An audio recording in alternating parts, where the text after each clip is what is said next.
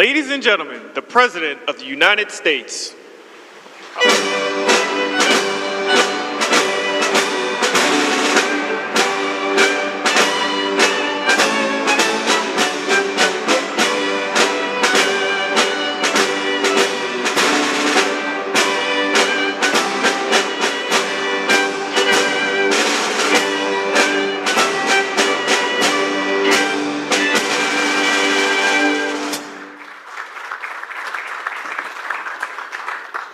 Well, thank you very much. I just said to Mike, this is fantastic.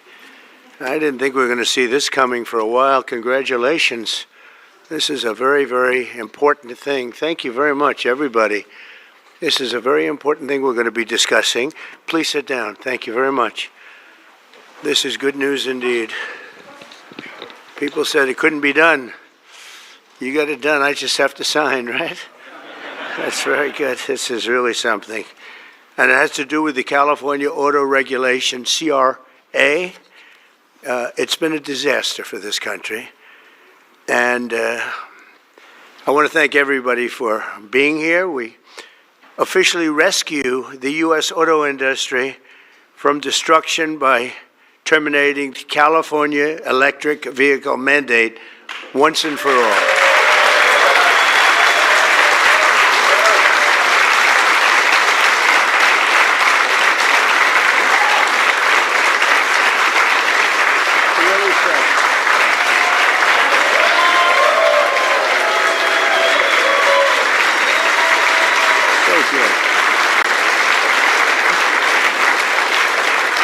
They said it couldn't be done, but boy, it's had us tied up in knots for years. And they'd pass these crazy rules in California, and it would be 17 states would go by them. The automakers didn't know what to do because they're really building cars for two countries. When you have 17 states, you're building cars for two countries. And I want to congratulate you all. The Senate, the House, the whole thing. It's incredible. I was going to sign a executive order and give it a shot. But the one good thing with this, number one, it holds up forever. And number two, unless somebody votes it out, they'll never do that. And it's just so much better, huh? It's so much better. That's so great. Very proud of you.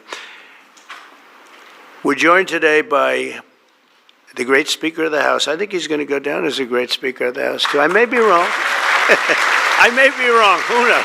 Who the hell knows? I think he is. And he's doing something, the only thing I would say is more important than this one, and I'll tell you what, it's almost close. That's how big this is today. But the great, big, beautiful, I added the word great, I used the word.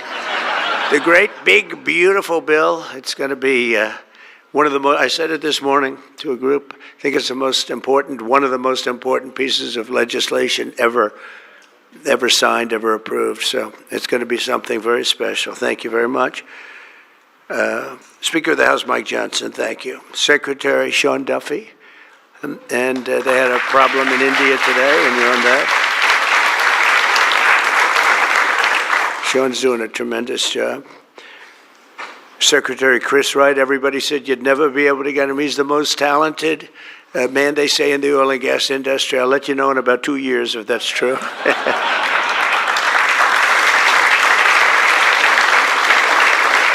Well, Doug Burgum, I wanted Doug Burgum to head up energy because he was so successful in North Dakota. He's governor.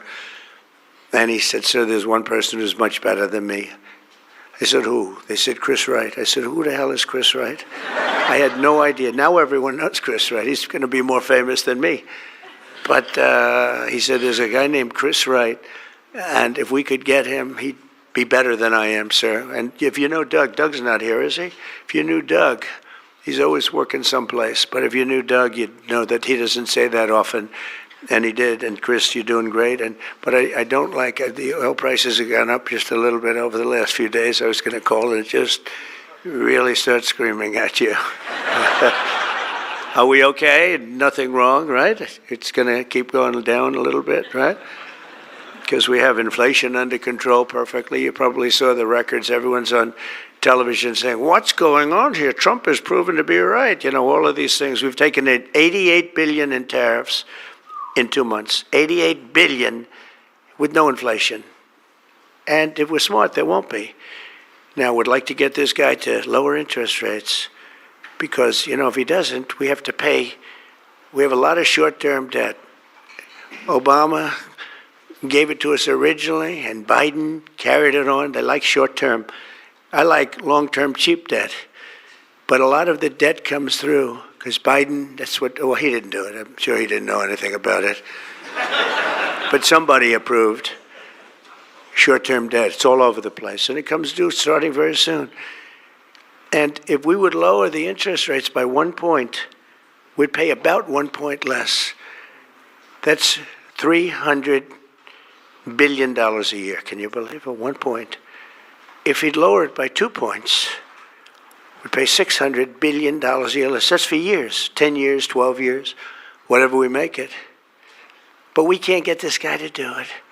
And the fake news is saying, oh, if you fired him, it would be so bad. It would be so bad. I don't know why it would be so bad, but I'm not going to fire him. I just want him to, you know, we call him Too Late, right? Too Late is his nickname, like Too Tall Jones. He was too tall, T-O-O. And I just say this because we want to get rid of inflation, and we have. But we're going to be paying more for debt. And all he has to do is lower it. Europe's done 10 lowerings. We've done none. And nobody understands it. Actually, today when the numbers came out, they were so good. You saw yesterday's numbers, incredible. No inflation. Today's numbers.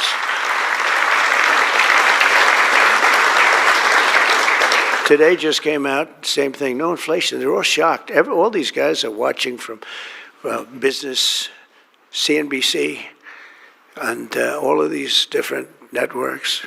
Maria Bartiromo actually got it right. She's been getting it right for a long time, that one. I hope she's appreciated. And Joe Kiernan's been very good at CNBC, I must tell you, but other people aren't so good. But I will say that they can't believe what's happening. But if I could, because we can discuss, we get a lot of press, we get a lot of cameras rolling right now. Not that I like doing it, because I don't. But if we cut our interest by 1 point, for years, we save $300 billion. If we cut it by 2 points, we save, because it's pretty equivalent. We're going to spend $600 billion a year, $600 billion, because of one numbskull that sits here. I don't see enough reason to cut the rates now. And the problem he's got is that, and I explained to him, look, if inflation went up, cut your rates now. There's no inflation. We got it down. We got prices down. We got gasoline down. And you'll keep it going down. But gasoline's down. We drill, it's drill, baby, drill. That's why it's going down. But we're all that. But think of it. I said to him, he was in my office a couple of days ago. I said, if you think there's inflation, let's find out, because I think we're going to keep it down. I think gasoline's going to be so far down. Oil, energy, it's so much energy. We have so much energy, we don't know what to do with it. But let's say there was inflation in a year from now. Raise your rates. I don't mind. Raise your rates. I'm all for it. I'll be calling you. He'll be too late for that too. But raise your rates. You don't have to keep them up here. If it's going to go up, I'm okay with you raising, but it's down. And we're going out to financing. And I may have to force something. Somebody said, who's the genius that thought of that? I said, it's me.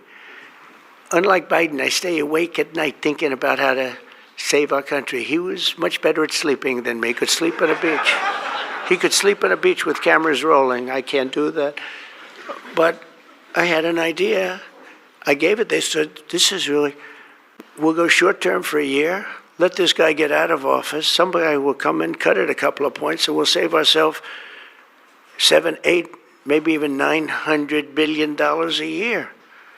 What is he doing? Why doesn't he lower these rates? And with that, we'll get on to the California standard, which is a disaster, okay? So Chris Wright, you're going to get the numbers down. Thank you very much. Lee Zeldin, one of the most important men in this room. He's the man. I get nervous when I talk to him. He's doing a great job. Nuclear, I say, okay, you can take 2 weeks for that approval. It used to take 20 years, then they wouldn't approve it. Now I say, Lee, nuclear, I'll give you 2 weeks for an approval. A coal-fired plant, you only get a couple of days. And oil and gas will give you a week, okay? Something like that. But he's doing it so fast, and we have so many plants being built right now. It's so beautiful to see. And one of the reasons they're coming here is because they have to produce tremendous, especially the AI, they have to produce beyond believable amounts of electricity. And they're doing, I said to them, I think this was more or less my idea. They didn't have the idea only because they didn't think a thing like this was possible. I said, as you build your plant, you're going to become a utility. And you're going to build a separate plant right alongside of it. You're going to build it. You're going to build a plant that produces electricity. And you'll produce it through natural gas, coal, nuclear. We don't want to produce it through wind because we don't feel like ruining 50 miles of beautiful plains and beautiful vistas. And but we want to produce it. You know, interestingly, China is opening up a coal plant every single week. But now I'm finding out it might be 2 plants every single week. And, you know, usually that's a good gauge. If they're using coal, I guess we're supposed to use coal. And, you know, we went to a coal standard. And not that you have to use coal. You're going to use whatever's best. I want to introduce also Senate Majority Whip John Barrasso, who's a tremendous guy, doctor. Okay? And he is a tremendous guy, tremendously talented doctor. When I have a medical situation for the country, for myself, I haven't used them, but I might have to. Maybe I'll do that. If it's serious enough, I think I'd probably do that. But he's a tremendously talented gentleman who happens to be a senator and one that's very respected. Chairwoman Shelley Moore Capito, and congratulations. I just endorsed your son. Did you know that? I endorsed your son. I endorsed your son, who's running in West Virginia, and he's great. In fact, he's all Trump all the time. I think much more so than you, actually. If you want. You were his largest impediment. No, I'm only kidding. He's all Trump all the time, and he's going to win big, and so congratulate him. Okay, he's really been fantastic. So many people have told me. Thank you. And House Majority Leader Steve Scalise, who's a brave man. He went through hell. Steve went through hell. And we have a lot of other people here that I won't be able to because they don't have your name down, and I'm looking, and I see people whose names. I'll do a couple of you, but thanks as well to Mark Wayne Mullen, Senator. Mark Wayne, thank you. Stand up, Mark Wayne. Don't fight him. He's a serious fighter in a lot of ways, and he's a great guy, too. Thank you, Mark Wayne. Deb Fisher. Deb? Thank you, Deb. Good. Pete Ricketts, who's going to do very well in the upcoming election. Thank you. Thank you, Pete. John Husted, who's really moving along in Ohio. John, good luck. You're going to do well. All endorsed people. John Curtis, who's doing terrifically. John, thank you. Good job. They all say excellent. What can I tell you? Good job. And Bernie Moreno, who won a race that was not winnable. They all said it's not winnable. He won in Ohio. They said you can't win that race. It's a waste of time. You're just wasting your time. Right, Bernie? Wasn't a waste of time, was it? Huh? And he won by like 5 points, too. Won by a lot. Along with Representatives Kevin Kiley, Vince Fong, Jay Obernolte, Doug Lamaffer, Darrell Issa. Where's Darrell? I haven't seen you in such a long time. Look at you. How good you look, huh? Good when you have those big margins. It's easier. John Joyce, great guy. John, thank you. Thank you, John. Dusty Johnson, Morgan Griffith, Troy Balderson, Troy from a place called Ohio, and he played very cute at one time, but then he got, boy, I'll tell you, he's become a good politician. Where is Troy now? Where I haven't seen him used for years. I endorsed you early when he was early and younger, but you still look young, and you've done fantastically good. Good work, really good work.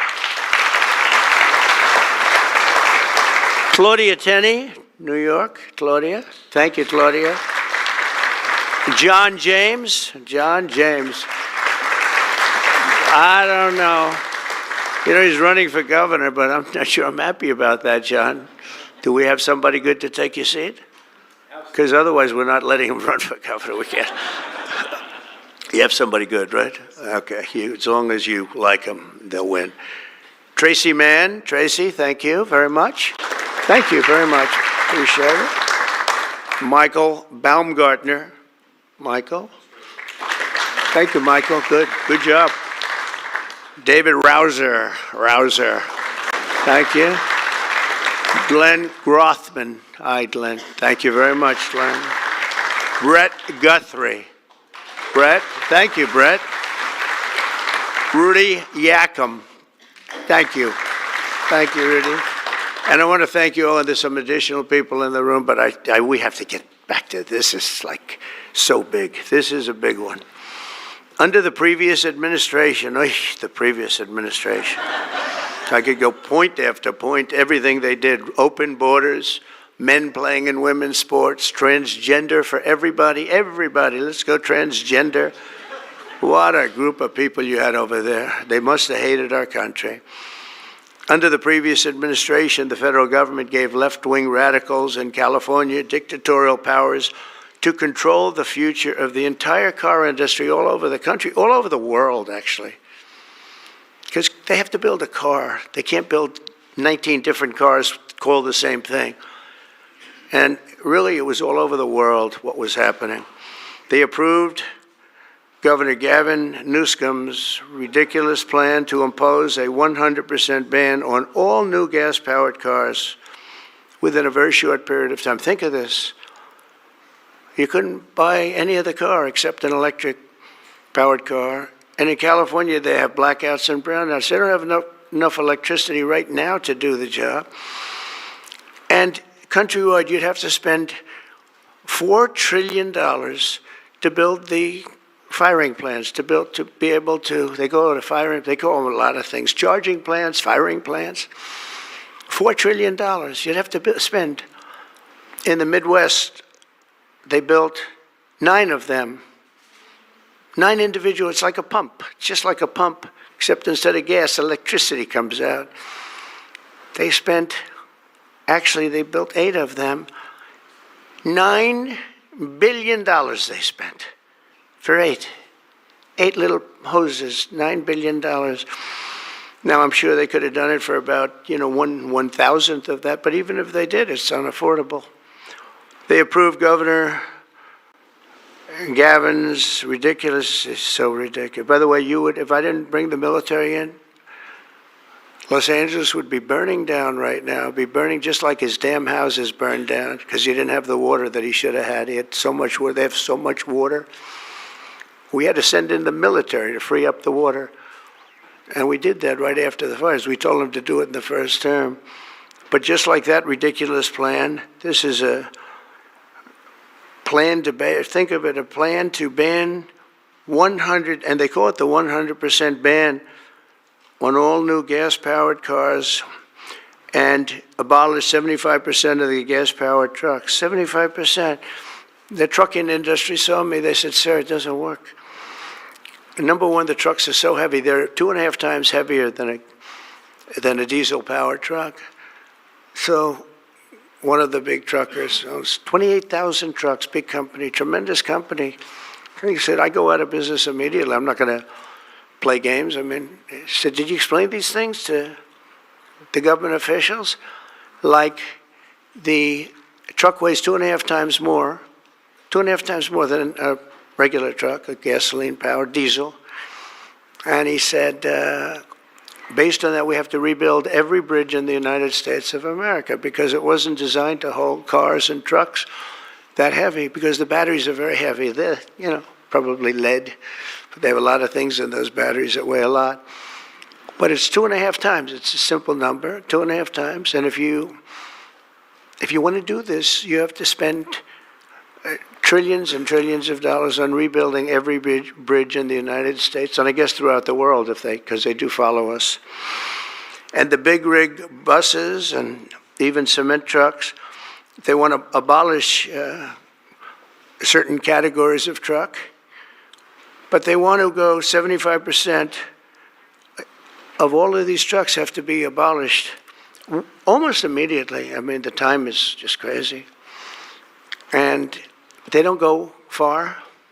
Another little problem. With a tank of diesel, you can go from New York to Los Angeles if you want to go to Los Angeles right now. But New York to Los Angeles, and you can go back a little bit. With the electric truck, you'll stop approximately 6 times. Enjoy your stop. And the truckers saw me, and I said, did you just explain this? Because this is like, if you explain it, if a person's reasonable for that, he said, we explained it, they didn't care. They said, we're going all electric. They can't be stupid, because anybody that can cheat on elections like them is not a stupid person.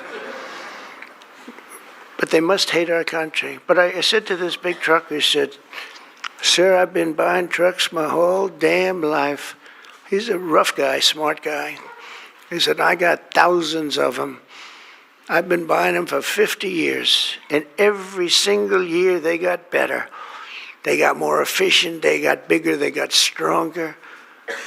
I build apartments in my trucks now for the drivers. I said, what's an apartment? That's on the cab. They put this in. And sir, I know you like luxury, but you wouldn't mind living in one of these. I said, maybe I would, maybe I wouldn't. I mean, it doesn't sound too appealing, but I said, so what's the problem? He said, so I noticed one thing. For 50 years, every single year, one thing happened. They got better. They got stronger. They got more efficient. They got faster. They could carry any load. If we went to this standard, we'd go back beyond 50 years. They wouldn't go as far as a truck from 50 years ago. It would be too heavy and have all the other problems. He said, we'd be going backwards. We'd be taking a trucking industry, would be starting all over. But actually, it would be worse because it was better 50 years ago than. So I said, what are you going to do if I don't win this election? This was before the election. He said, you don't win the election, I'm going to close up my business because I'm not going to lose he said, I'm not going to lose my ass. I know exactly what's going to happen. It's going to be a catastrophe. It's the craziest thing I've ever heard. They're making you buy stuff that doesn't work. It's no good.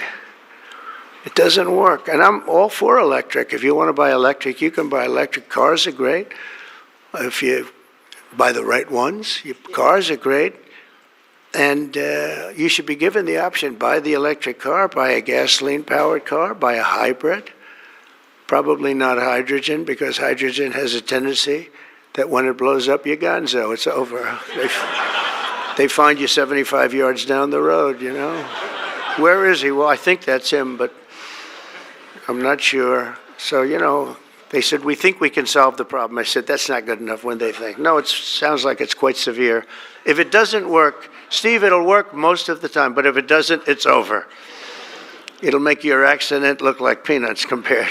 You wouldn't be around, I'll tell you, because it's pretty bad. But some people like it. I don't know. Let's see what happens. But I would say it's off to a bad start. But because of the size of California's population and the fact that 17 other states follow California, that's the problem. 17 other states follow California.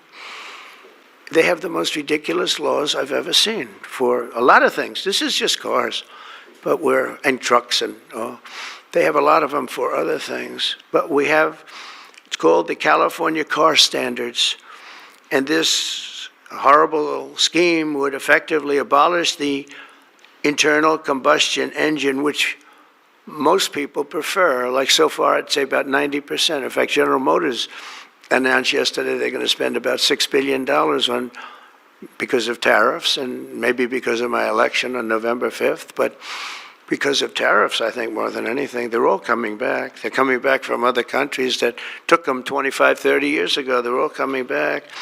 We have now almost $15 trillion. They had almost nothing last year, and the year before they have very, very little. Nobody wanted to be back here. Nobody wanted to come to our country anymore because we were like stupid people. We looked like stupid people. We were laughed at all over the world. Now we're not laughed at anymore, I can tell you that.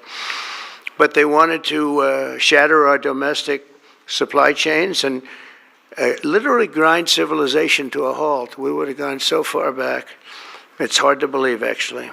Hard to believe when you don't have enough electricity to give a person a little air conditioning in the summer, and now they want you to take electricity and fire up all these cars. But we're not going to let that happen. Meanwhile, all of the auto jobs would be shipped to China because they're very strong on electric, and it lives off an estimated 200,000 American auto workers would be destroyed. It's one of the reasons I did so well with the United Auto Workers. And now I'm really doing well with them. I did phenomenally with them. No Republican ever got any numbers like I got. And the Teamsters, too. Sean O'Brien, the head of the Teamsters. These guys, they like Trump because I produce jobs. They know that. Everybody knew that the auto workers knew better than anybody how good the tariffs were. And the head of the auto breakers, I don't know him at all, but he didn't like me at all. Now he's going around saying, this guy's unbelievable. He was very nice to me the last few months. During the campaign, no, but if I've proven, I've proven it. I've done what I said I was going to do, and we've brought back tremendous numbers of jobs. And you're having auto plants built all over the country, all over. There's never seen anything like that. They're leaving from Mexico. They're leaving from Canada. They're leaving from other parts of the world. If they want a Mercedes-Benz, you're going to have it made here. It's okay to have a Mercedes, but they're going to make it here. Otherwise, they're going to pay a very big tariff. They already are. That's one of the reasons we have $88 billion. It's a lot of money. But that's peanuts compared to what we're going to be making in another few months. They haven't even kicked in yet. But we're not going to let any of these bad things happen, these stupid projections that I've been reading about for the last 6 months. I think these people are either corrupt or really dumb. And they're supposed to be economists. In the campaign, I promised to end this disaster, and today our Republican majorities in Congress have delivered. And I don't know, I can't imagine. It's so obvious. It's so good. Did we get any Democrat votes? Did we get one? Two? Who? 35. Yes, sir. I think that's great. I think that's great. You got 35 Democrats. Yes, sir.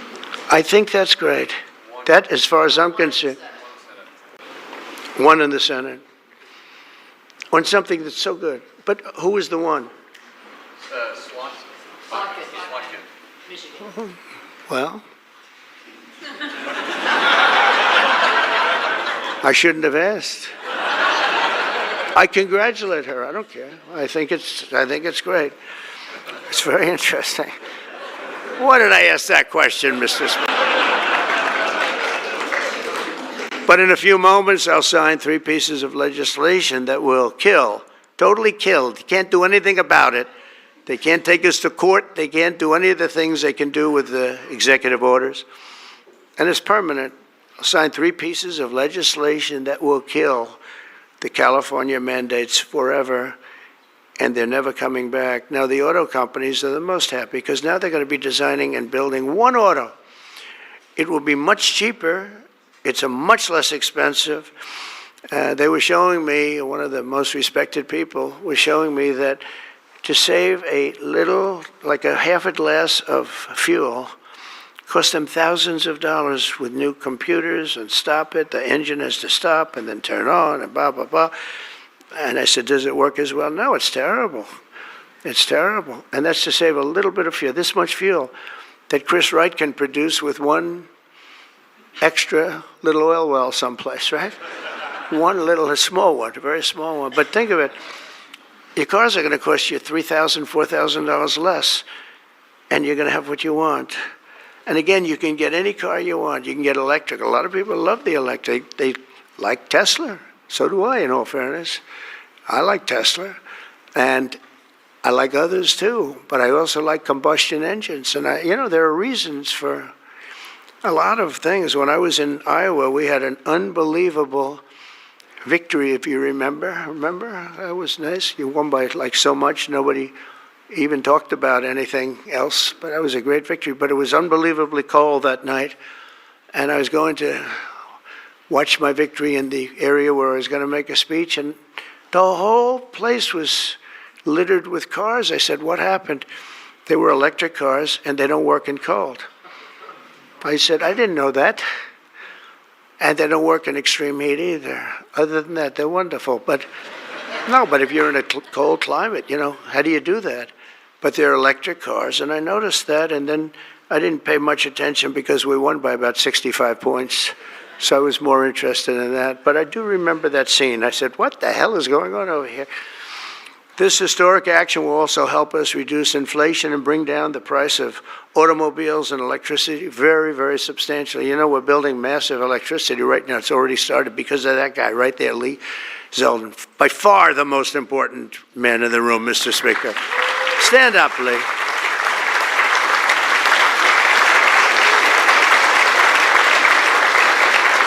He blows you guys away, John. He blows the politicians away. I'm sorry right now. He's a great politician. He almost won for governor in New York, which is just missed by a few points. And that was another race that was not winnable, but you almost got it. But I think what you're doing now is even bigger if you want to know the truth. I think it's actually more important if you can believe that. Under the previous regime, car prices skyrocketed as a direct result of the mandates. These mandates, this nonsense that you had to do. And there's so many other rules and regulations that the car companies who are here today appreciate that. And Susie Wiles is here today. Stand up, Susie. Most incredible woman. Most powerful woman in the world, they say. She's the most powerful. She was rated the most powerful woman in the world. Susie Wiles. One phone call and a nation is destroyed. She could destroy 5 nations with 5 calls, and she's doing a great job. More importantly, right? Doing a great job. Nobody like it. Energy prices would likewise soar as the radical left forced more electric vehicles onto the grid while blocking approvals for new power plants. They want to block the approvals. They want you to have a car with electric, but they block the production of the juice that runs the cars, and all of them, all forms of cars. It's just the craziest thing. We're in a different sphere now. We're in a whole different planet right now. The result would be rolling blackouts and a collapse of our power systems. We'd have a total collapse. You couldn't do it. You couldn't even do it. Think of it, they're forcing you to do something, and they want you to do boats also. I assume boats are being covered by this, and boats, they want you to go all electric, and the batteries are so heavy, the damn boat practically doesn't float. I used to have a lot of fun talking about that one on the tours. We'd talk about it. And I said, what would happen if the boat sank? Because we went to North Carolina, South Carolina. We visited boat factories. Unbelievable guys. And they said, sir, we have one problem. They're forcing us to go electric for the boat. I said, how's it going to work? The boat will not float, sir. It's so heavy, and it won't go fast, and lots of other. And I did ask him a question, because I have a lot of background. My uncle was a big shot at MIT, the smartest guy. He never had a smarter guy, and I guess I have a little of that. My first question was, what would happen if the boat sank? Do you get electrocuted? Remember I said that? And I used to be decimated by these people back here, right? I used to be decimated. They'd say, what kind of a crazy question is that? So I'm actually serious. What happens if you're in an electric boat and the boat is going down? You're in trouble, Susie. And I used to say, remember, I'd get decimated. The audience loved it, but the press would laugh at it. I said, so if I have my choice of going down or jumping 5 or 6 yards away from the boat, but there's a shark there, what do I do? You know what I said? I'd rather be electrocuted. I said, I'll take electrocution every single day. But actually, he said, nobody's ever asked me that question, sir. He makes boats. Nobody ever asked me that question. This is really an unusual question. He said, and honestly, I don't have the answer. He wasn't able to. I said, don't worry about it. If I win, you won't have to worry about it. But today we're saving California and we're saving our entire country from a disaster. Your cars are going to be thousands of dollars less money. And even the ones that, if you buy electric, we're not going to make you do certain things that are just a waste of money and just time-consuming waste of money. They make you do things that are no good for anybody, make the car worse, and make it much more expensive. Over the past 5 months, our administration and Republicans in Congress have fought for the American auto worker and for Teamsters and for, by the way, right to work. We have them all. We have, we just call them just workers. We fought for workers like no one has ever fought before. I understand that. It's why we won. We won with workers. We won with young people. I just saw with TikTok, I was #1 on TikTok in its history. Can you believe that? So I guess I like TikTok. That's why they're saying, are you saving? We probably will save TikTok, actually. But on my first day in office, I ended the Green New Scam and abolished the EV mandate at the federal level. We abolished it, which is basically that everybody will be driving an electric car within a very short period of time. Now I know why Elon doesn't like me so much, which he does, actually. He does. And he never had a problem. It's very interesting. This is not something new. This has been there from day one, Speaker, right? We're going to abolish the EV mandate. And Elon still endorsed me because, honestly, he never, ever spoke to me about that. And I used to say, I'm amazed that he's endorsing me because that can't be good for him. I'm abolishing the EV mandate. And I once asked him about it. You never talked to me about that. He said, well, as long as it's happening to everybody, I'll be able to compete. It was a very interesting answer. I thought it was a very honest answer, to be honest with you. And I talked about it, that incredible, you would have thought he would have been, from day one, you got to make sure you don't do the EV mandate, the abolishing, and never did. Very honest in that sense. And he did say to me, I actually asked him because it was like really strange how I'm with him. He's very, a friend of mine, and he makes electric cars, and we're saying you're not going to be able to make electric cars, or you're not going to be forced to make all of those cars. You can make them, but it'll be by the market, judged by the market.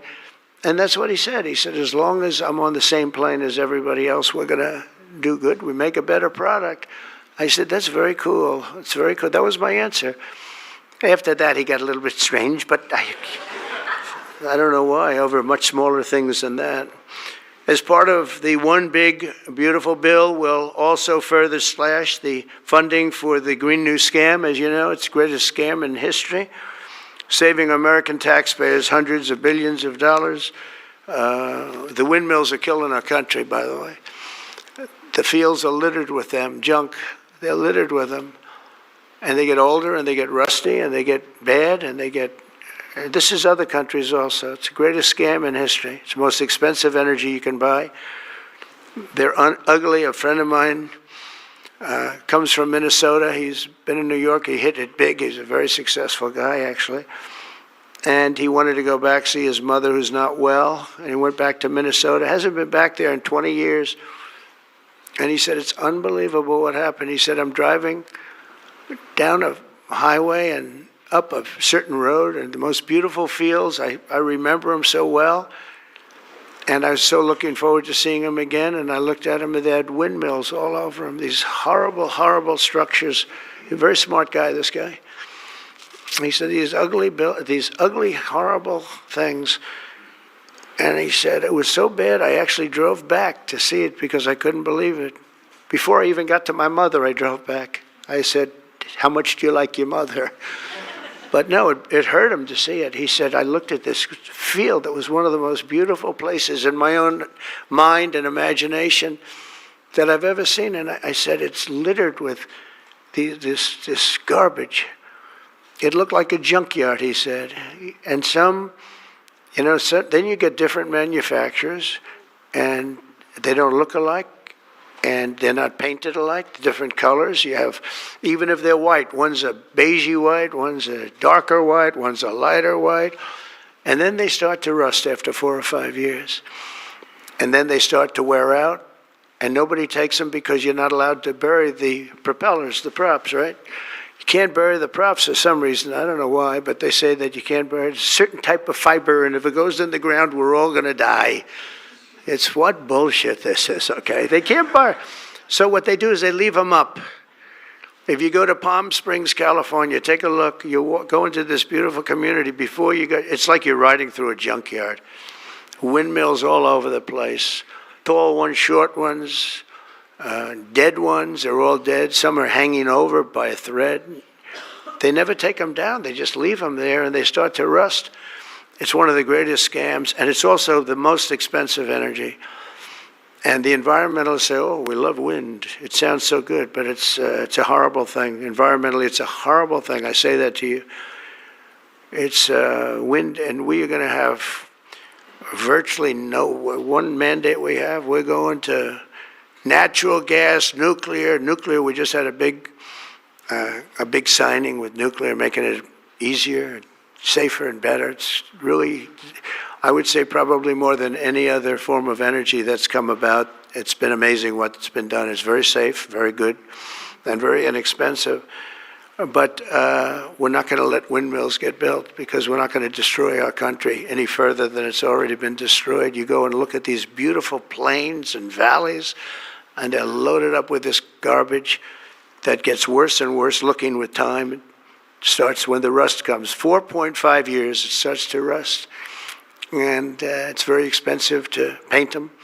So they don't paint them, and they're horrible. What's happened is horrible. So we're not going to approve windmills unless something happens that's an emergency. I guess it could happen, but we're not doing any of them. I hope the Senate will soon pass a bill the House can quickly approve and get to my desk by the 4th of July. We'll have this done. And to further defend our auto workers, I imposed a 25% tariff on all foreign automobiles. Investment in American auto manufacturing is surging because of it.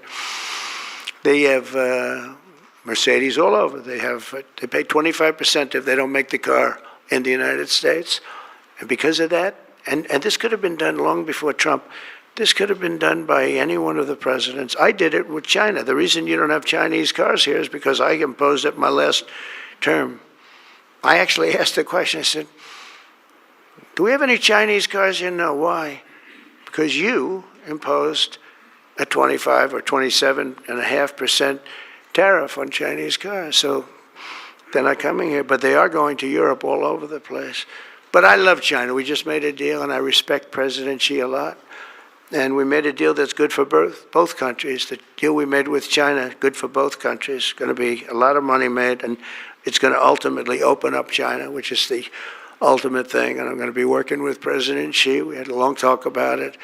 And that's going to be good for China. It's going to be good for us. But we're going to be opening up China. That's bigger than what we signed. And I think had we not signed it, that wouldn't be happening. It's going to happen. It's going to happen fairly soon. But to further defend our auto workers, I imposed this 25% tariff on all foreign automobiles and investment in American manufacturing and auto manufacturing. All manufacturing is surging. And I might go up with that tariff in the not-too-distant future. The higher you go, the more likely it is they build a plant here. Ford has just announced that it's going to invest $500 million in some of the things involved in what we just did. General Motors is going to spend $4 billion. They just announced that yesterday. Stellantis announced that it's going to reopen its Belvidere assembly plant. That's good. I know the plant very well. Had a lot of problems. They're going to spend $5 billion. And Hyundai announced that it will invest $21 billion in America. They wouldn't have invested 10 cents if we didn't have tariffs, including for manufacturing American steel, which is doing great. American steel is doing great now because of what we did. You wouldn't have, if I didn't put tariffs on steel, they were dumping steel. China and a lot of other countries were dumping steel in our country. Garbage steel, dirty steel, bad steel, not structurally sound steel, real garbage, but it was still there, lots of it. And if I didn't put tariffs, I put 25 and 50% tariffs on steel, right? John James, we put tariffs on steel, and we were doing great with steel. Now we're really doing great. A big investment is being made in Pennsylvania. You've been reading about it. They're going to spend $17 billion on U.S. steel. and all the steel workers wanted it. And we have a golden stock, we have a golden share, which I control or President controls. Now, I'm a little concerned whoever the president might be, but that gives you total control. It's 51% ownership by Americans. And we have a company, a great company, Nippon. They're coming in from Japan. They're going to spend $17 billion. And somebody said, well, what happens if it doesn't work out? I said, they spent $17 billion. We can't put it on a trailer and drive it to Japan. This is a steel mill. You know, some businesses you can move. You move your office, and that's where the business is. With this business, they're spending 17, think of that, 17 billion. They're going to have them all over the country.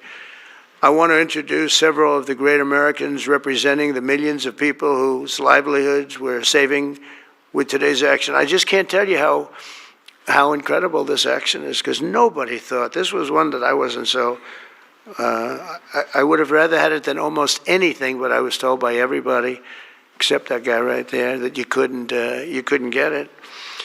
Bill Kent runs a chain of family-owned convenience stores that opened in West Texas in 1957, known as Kent Quick. And Bill, if you could come up and say a few words about what the signing means to you, please.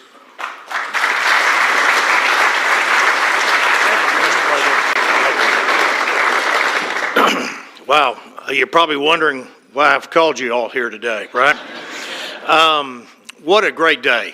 From my perspective, I'm in the convenience store and petroleum marketing business, and what this does is it gives us freedom. It gives the consumers freedom to pick what kind of car they want, but more importantly for us, it gives us the ability to plan going forward, because with mandates, we were forced to have to look at putting in infrastructure that frankly is extremely expensive and doesn't give you any return. So this allows us, it's going to free me up and our companies up to invest in what people want, in the cars they want, and it's a great day. So, Mr. President, Congress, thank you, Steve, everybody, thank you so much. Thank you.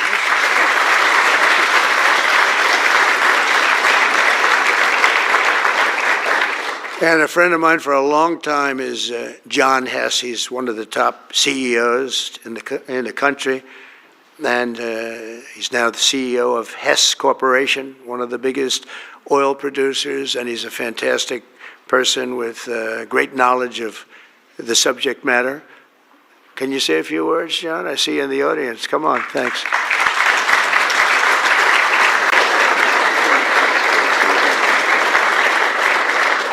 Hi, I'm John Hess, and CEO of Hess Corporation, a proud producer of oil and gas in North Dakota and the Gulf of America. And so you all know, I was born in New Jersey, grew up in New York, and my father started our company by driving a secondhand oil truck. So, Mr. President, it's an honor to be before you today, and thank you for that. Mr. President, during your campaign, you made a commitment to the American people to repeal unworkable and costly mandates for cars and trucks and let the consumer choose what type of vehicle they drive. Today, with the bipartisan support of Congress, you're making good on that promise. I'd like to recognize Speaker Johnson, Leader Thune, other members of Congress whose tireless efforts were critical to the outcome we're celebrating today. And a special thank you to Senator Capito for her leadership.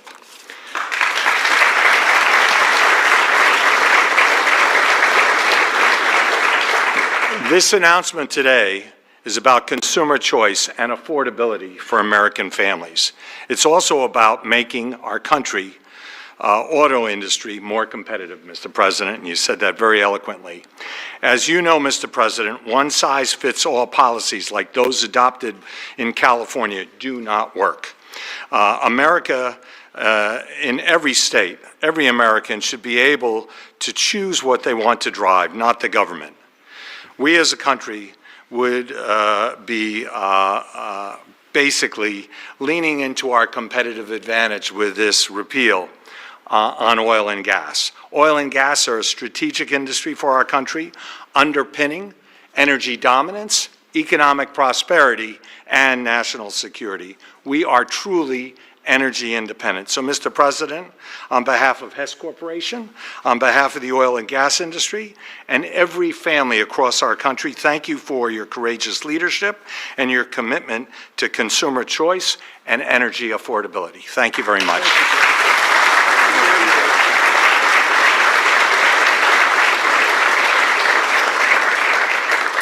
Very respected guy.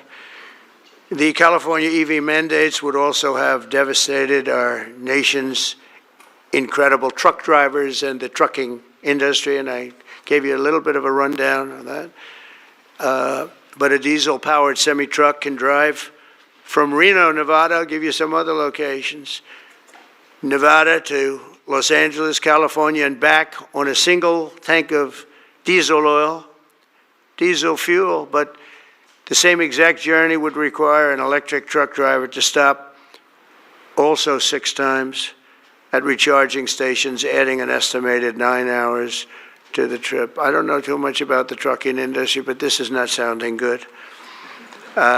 Here to discuss a little bit about the trucking industry, Gina Jones. And Gina, a real expert on trucks, I can tell you that. She's going to come up and tell us about trucks.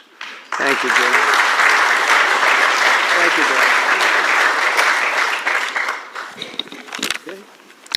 Thank you, Mr. President. Thank you very much. And thank you, members and Congress. The trucking industry has America's back, and we are grateful that a president and the administration that have our back, too. Today, trucks are 99% cleaner than a generation ago.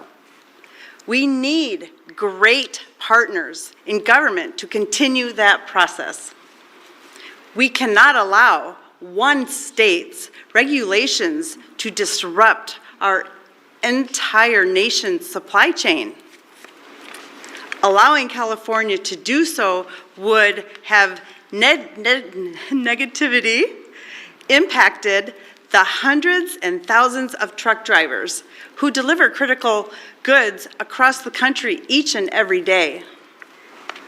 In order to deliver for American families and businesses, we need realistic national standards. With the signing of this resolution, Mr. President, you have delivered the leadership that trucking industries need. Promises made, promises kept. On behalf of the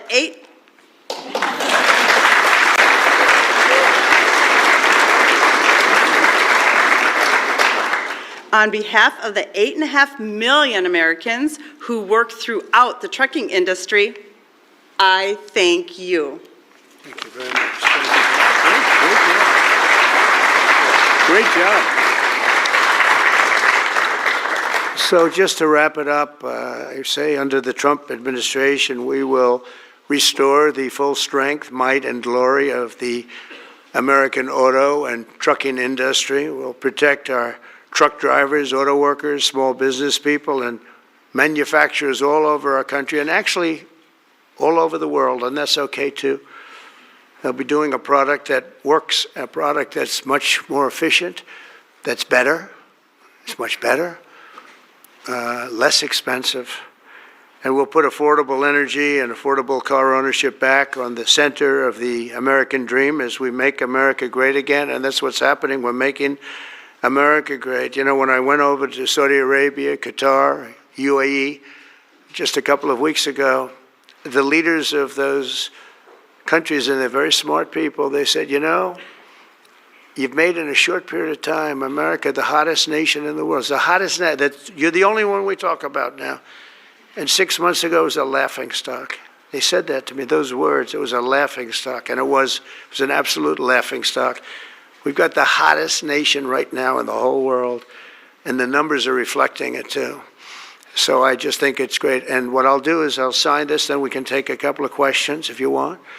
and we will be finished, and you're going to go off, and you're going to build the most beautiful automobiles for 20% less money. And I want to thank you, man. You have done some job. Thank you, Mike.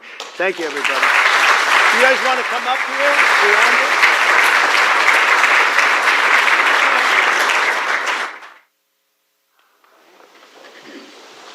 Come on, surround it.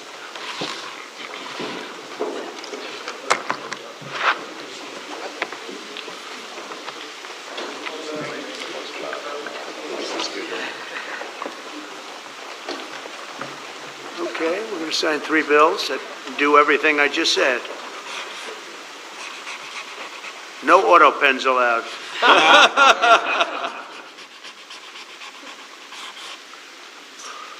That's for you. Keep that, Mike.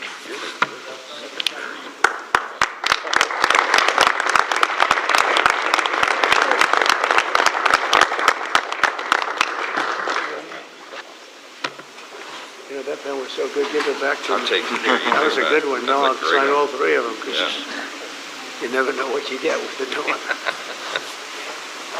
Number 2.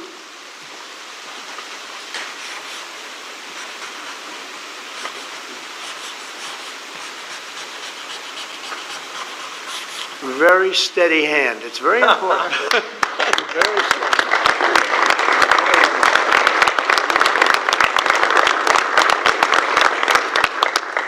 Only a steady hand can sign like that, right? Absolutely. Right? I've been told that, actually. And here's number 3, and it all goes into effect. Everything I said goes into effect. Lower prices, better cars, and choice. sense. You can say choice. We have choice for education, and you have choice for cars now, right? Common Right, sense common is right. sense. You're right. Common sense is right.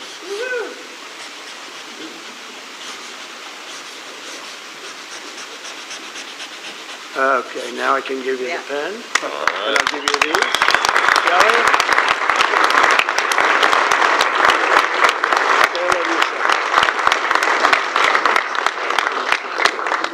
Thank you, Mr. President. Okay, Great to be you'll with take these. Pass these around, fellas. Where's John James from his father? Yeah, you have one, John? Yes, sir. Thank you, Mr. President. Pass them around. Okay, everybody, there's a few extra. You're going to take them and give them to some of the people. Okay?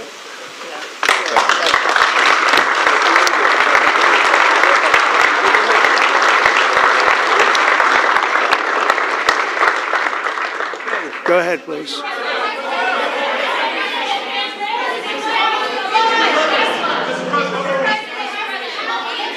All right, Brian, yeah, please. Yes, sir. I have some very close friends who run some of the largest auto dealerships in Southern California, the Rustack Automotive Group. Good. Their message to you, they're 100% behind you right now.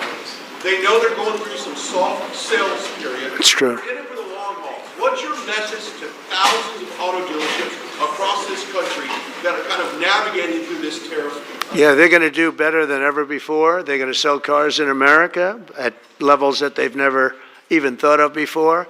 And they're going to make more money than they ever made before. It's going to be great. They're going to be selling a better car, too. It's going to be a better product. And they're behind you 100%. I know. I know that. They have been behind me, right? They knew it was right.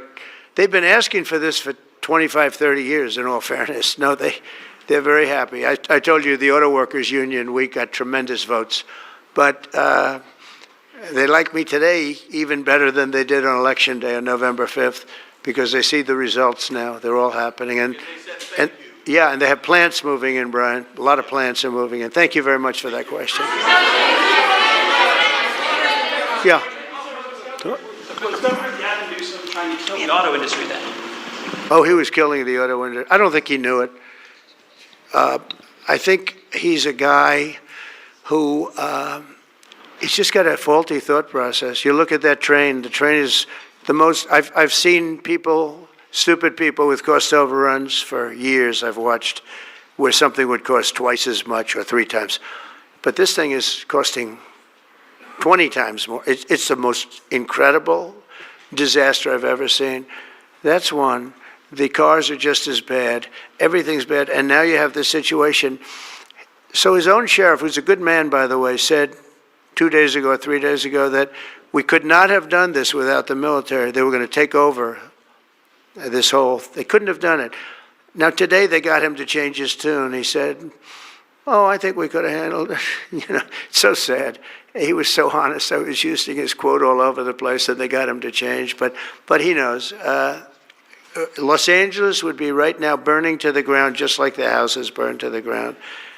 It's so sad what's going on in Los Angeles. Think of it. They had a fire that should have never had because they should have listened to me in the water. Eventually, we broke in and we had the water come down from the Pacific Northwest. I could show you pictures now with the half pipes, the big half pipes coming all the way down California. Water, so much water. They don't have any droughts. They don't have any. They have so much water. They sent it all out to the Pacific Ocean for 20 years. So ridiculous. And we got them to take it now. But what they do and what they're doing, this is a big problem. And what they really want to do is keep criminals because they're trying to protect criminals. Sanctuary cities are a disaster in this country. And most of the voters don't want them. Politicians like them for whatever reason, but I think the politicians are wrong. That's why we won in such a convincing fashion. We won all 7 swing states. We won by millions of votes. We won 2,750 districts as opposed to 505. That's why when you look at the map, it's almost all red. It's got 2 little blue stripes on each side of it. It's almost all red. But now you have to, I always got along with Gavin. I like Gavin. I've liked him, always. He said I never called him.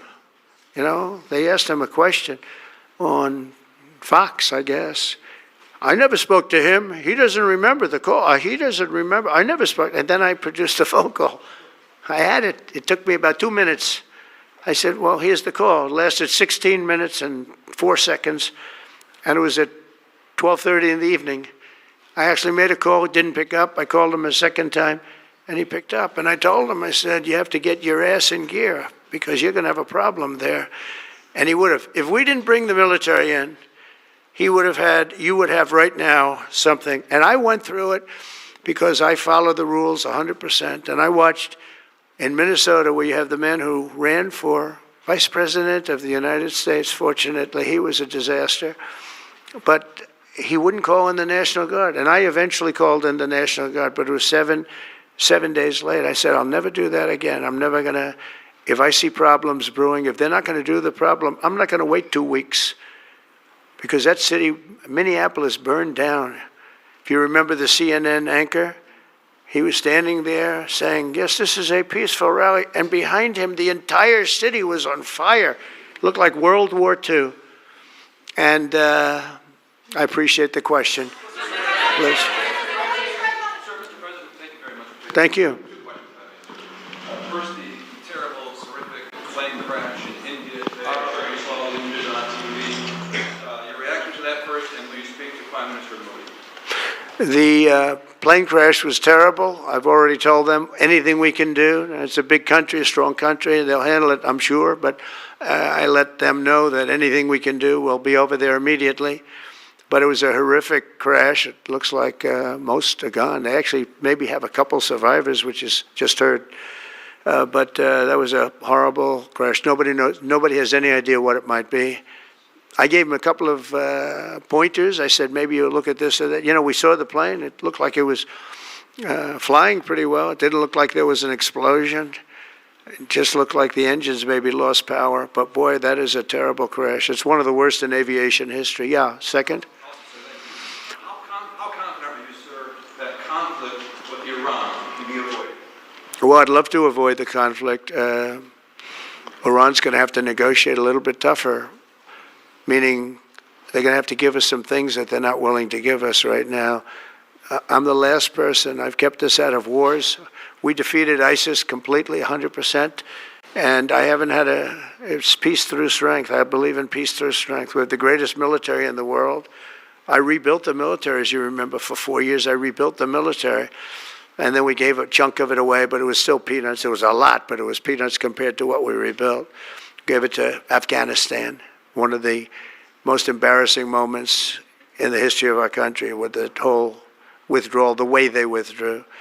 was very embarrassing. But we rebuilt the military. We have the greatest, strongest military. We defeated ISIS. We defeated ISIS.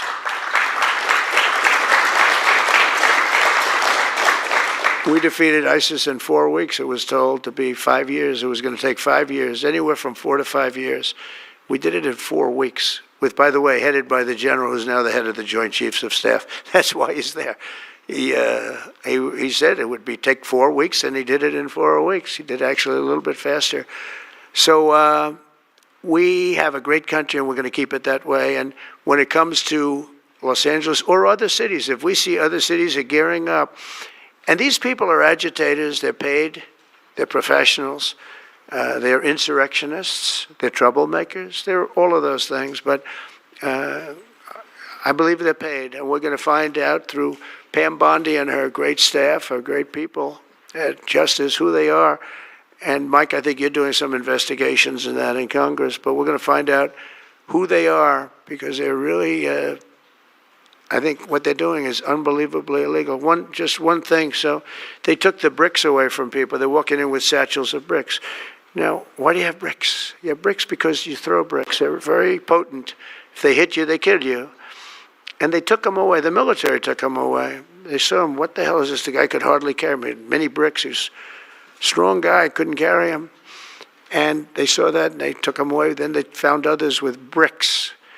But they're ingenious. They also brought hammers along, very heavy hammers. And I saw them pounding the curb and pounding the sidewalk. And it was like a military operation. This guy's pounding strong, boom, big shots. And it was breaking up granite, the granite curbs. And the granite was breaking up, and the concrete was breaking up. And there was lines of people standing there, and they're handing him. And then he stopped handing them. They just went down and picked him up. It was so professional. I said, that's a professional organization. This is not like people at random. This guy's breaking up because they couldn't use the bricks. So who would think of this even? Did a lot of damage. A lot of curbs are broken. A lot of sidewalks broken. But I never saw that before. That's one I haven't seen. I thought I saw it all. And they have it on tape. And with that, people get killed. You know, they go to the bridges and they drop the concrete off the top of the bridge with a car coming along at 70 miles an hour, and the person dies. And we had a lot of car problems. You saw that. They were all over the road. They were littered all over the road, where the cars got stopped by concrete going through the front windshield. Now, these are bad people. If we didn't go, Los Angeles right now would be on fire. It would be a disaster. And we stopped it. And last night was very good. Nobody showed up. You know why they didn't show up? Because we were there. If it was just the police, because the police are great. I know those police, they're great, but they're told not to do anything. They're not allowed to act. Thank you.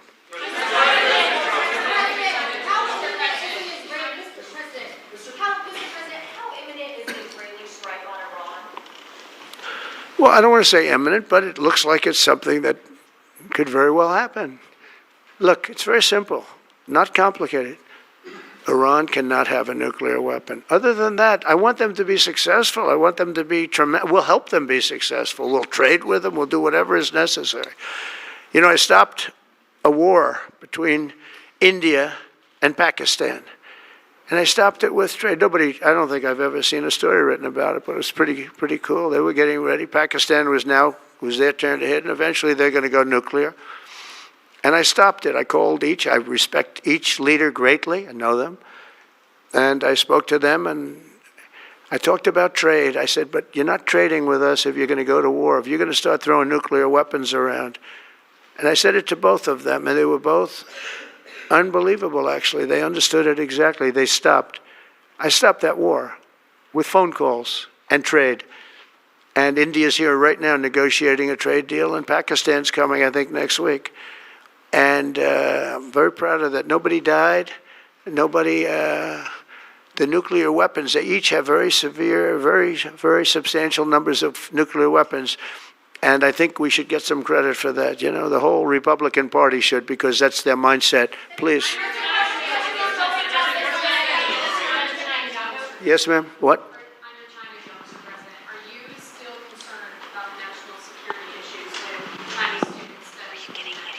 Look, I've always been in favor of students coming in from other countries. That includes China. And we have 500,000 Chinese students coming in. I've always been in favor of it. Does it mean that you have to watch people? Yeah, you have to watch students, but you have to watch other people also. I've always been strongly in favor of it. I think it's a great thing. It's also, it's good for our schools. It's good for, I think it's good for our country. I'm also in favor of having them stay. I've been in favor of letting them stay. If you get educated for 4 years, you're willing to get educated for 4 years. I like people being able to stay. You know, they have some great students. You have some, these are Republicans clapping. You know, because a lot of Republicans don't like that idea. I happen to like it. I'm a real Republican, believe it or not. But I like the idea. They go 4 years. To me, that's almost like, you know, just buying your way in a very legitimate way. And, you know, you have stories where Apple wants to hire somebody and they can't hire him because he can't stay. He went to a great school. He finished first in his class. They made him a big offer. And everything's done, but he has no idea whether or not he's going to be able to stay. And I'm all for making sure that people like that can go to work for all of our great companies. And you know what they do? They go back to their country, and there are stories that are all over the place. They go back to their company, and they start a company just like they were going to start here. They end up starting it in China or India or someplace else, and now they're among the richest people in the world. They've got thousands and thousands of employees that make it great. This is happening all the time, because they're not allowed to stay, and I think we'll probably end up doing something about that, right?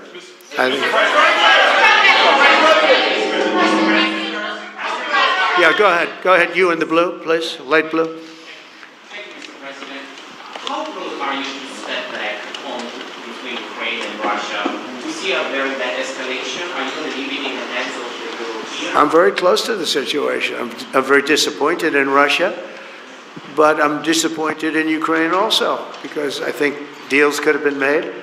And, you know, we're losing 5,000, 6,000 people a week, soldiers mostly, but also people living in towns because they're getting hit by missiles again. How'd you like to live in a building and you think a missile has a good chance of hitting your building during the evening? It's horrible. Must be horrible to live like that.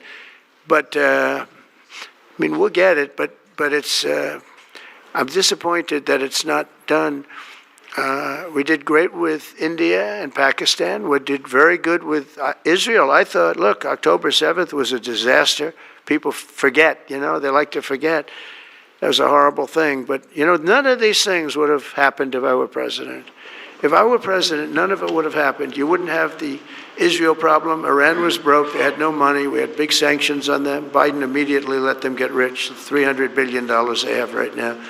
But they had no money for Hamas or Hezbollah. They had no money for anything. It was perfect. We wouldn't have had inflation that was caused by oil, Chris. The oil price went through the roof. It was also caused by their spending, but it was caused more by oil than anything else. The oil went so high, got close to $100 a barrel. And that also kept the war going with Putin, because at $100 a barrel, that was a big money-making experience. But now it's down to where it's not so good for them anymore. No, it's very important to get that solved. That's a bloodbath. That's a terrible bloodbath that's going on. Yeah, please, go ahead. Following up your question, answer on India and Pakistan for stopping the war between them. India says that they cannot talk to Pakistan unless Pakistan takes actions against terrorists. We're going to get those two getting together. I told them, India and Pakistan, they've had a long time rivalry over Kashmir. And I said, I can solve anything. I'll be your arbitrator. I will be your arbitrator. I can solve anything. And I started first question, how long has it been going on? They said, 2,000 years. I said, oh, that's a problem. Maybe I'll take it. When I heard 2,000 years, I said, maybe I'll have John Hess solve that problem. Mr. President, will you punish Israel for striking Iran? Peter? Thank you, President Trump. I have two. First, on immigration. What made you change your mind about targeting in California farmers and people in the hotel and leisure business? Well, we're not targeting. In fact, if you look today, I put out a statement today about farmers Our farmers are being hurt badly by, they have very good workers. They've worked for them for 20 years. They're not citizens, but they've turned out to be, great. And we're going to have to do something about that. We can't take farmers and take all their people and send them back because they don't have maybe what they're supposed to have, maybe not. And you know what's going to happen and what is happening? They get rid of some of the people because, you go into a farm and you look and people they've been there for 20, 25 years and they've worked great and the owner of the farm loves them and everything else, and then you're supposed to throw them out, and you know what happens? They end up hiring the people, the criminals that have come in, the murderers from prisons and everything else. So we're going to have an order on that pretty soon, I think. We can't do that to our farmers, and leisure too, hotels. We're going to have to use a lot of common sense on that. And my other question about the Middle East, as the Israelis apparently gear up for some kind of an attack, possible attack on Iran, are you trying to talk Netanyahu out of doing that, or are you so against Iran having a nuclear weapon that you're okay, he does his thing because it is not an American war? Yeah, it's a very fair question. Look, I want to have an agreement with Iran. We're fairly close to an agreement. We are fairly close to a pretty good agreement. It's got to be better than pretty good, though, but it's got to be, I'd much prefer an agreement. As long as I think there is an agreement, I don't want them going in because I think that would blow it. Might help it, actually, but it also could blow it. But we've had very good discussions with Iran. Whether or not we get there, I can't tell you, but it'll happen soon. I say this, Peter, very strongly. They can't have, whether it's going in or not going in, they can't have a nuclear weapon. I'd prefer the more friendly path. And can you tell us What the Israelis told that made you start to evacuate the dependents of servicemen and women who are stationed in the Middle They didn't East. tell me anything, but I said, look, there's a chance of massive conflict. We have a lot of American people in this area, and I said, we got to tell them to get out because something could happen soon. And I don't want to be the one that didn't give any warning and missiles are flying into their buildings. It's possible. So I had to do it. I had the choice. Do I do it or not? Doing it has its downside, but it also has its upside. Like, you're going to save a lot of lives if it should happen. Hopefully that doesn't happen. Right? Thank you.